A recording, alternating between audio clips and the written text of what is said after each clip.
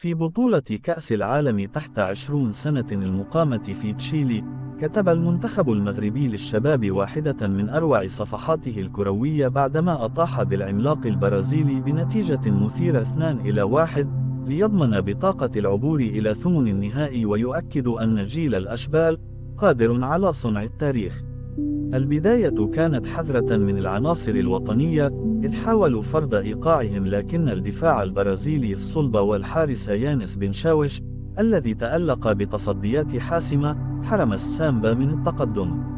المباراة لم تخلو من الجدل، ففي الشوط الأول منح الحكم الكوستاريكي ركلة جزاء للبرازيل، لكن تدخل تقنية فار أنصف المغرب بعد أن تبين أن المدافع إسماعيل باعث لم يرتكب أي خطأ لتشتعل المواجهة أكثر.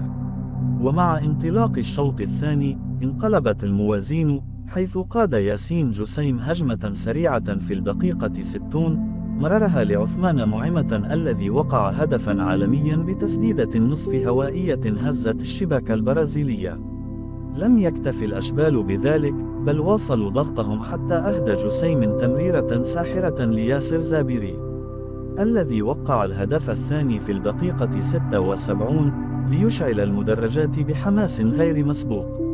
وفي الدقائق الأخيرة حصلت البرازيل على ركلة جزاء جديدة بعد العودة إلى فار سجلها دا سيلفا نوغيرا مقلصا الفارق، لكن الوقت لم يسعف السامبا للعودة لتنتهي المباراة بفوز تاريخي للمغرب 2-1.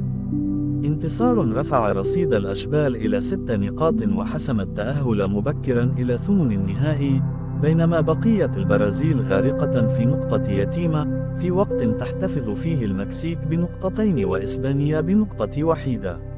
مواجهة ستظل عالقة في الذاكرة، وتؤكد أن المغرب قادم بقوة في سماء الكرة العالمية.